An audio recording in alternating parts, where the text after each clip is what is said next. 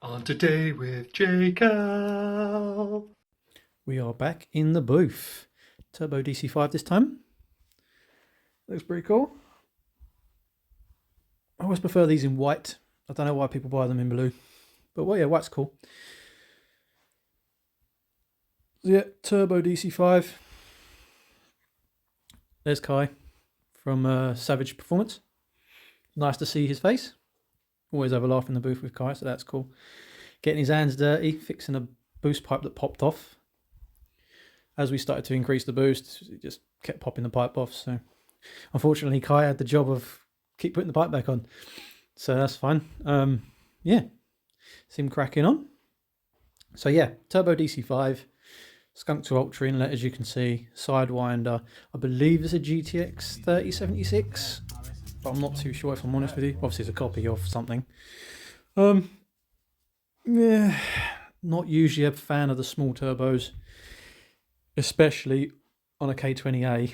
The increase in compression with the tiny turbo, with the increased exhaust pressure that comes with that, you just have to be super careful with that ignition timing and try not to ramp that boost in too early, especially with a long box like this has. This is on a 5-speed, so it will really ramp that fucking boost in hard, and it will hold it there because the gearing's so much longer. Yeah, so that's one of the major things there. So this is the point we got to. Obviously, you can see the big drop in the black line there. That's the boost pipe falling off. With these Sidewinder setups, you can use the VTEC to spool the turbo earlier. But in this case, I'm kind of delaying that on purpose just because I don't want him loading that engine up. I can see it now on the motorway, 5th gear, loading the thing up.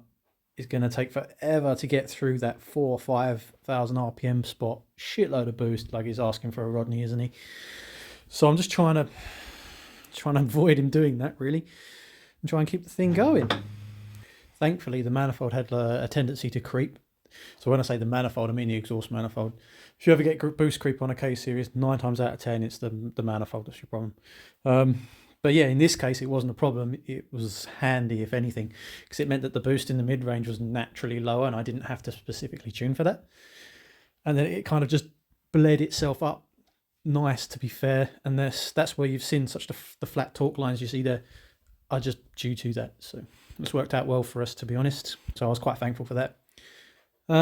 Yeah, keep feeding it in, and then pop, boost pipe came off. Tried another run, pop, boost pipe come off. So what are you going to do? I believe we're about a bar of boost, or actually creeping up to a bar of boost at this point, and that's when we started having trouble with the pipe. But yeah, Kai kept fixing it, and I kept popping it off for him. Fast forward using editing magic, we managed to get the pipe to stay on. Fuck yes. I believe it was 1.15 of a bar we settled on in the end, knocking on for 440 wheel horsepower by the looks of it. Limiting factors, other than the engine, I mean, the turbo will do more, but I wouldn't want to do more on that turbo, on that engine, just with the compression and stuff, and the pressure starts to get a bit high. Still on a returnless fuel line on this, so 1050cc injectors, we're knocking on for the limit of them anyway, on this dyno at least.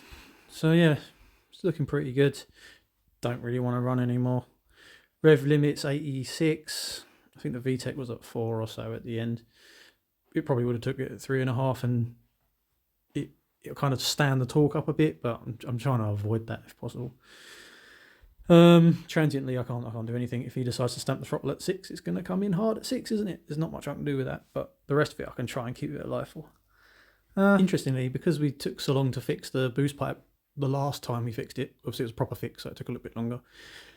The engine had all cooled down, the booth had all purged, and interestingly, for not as much duty cycle on the boost controller, we made a bit more boost, so I guess a bit more like it would be in the colder weather.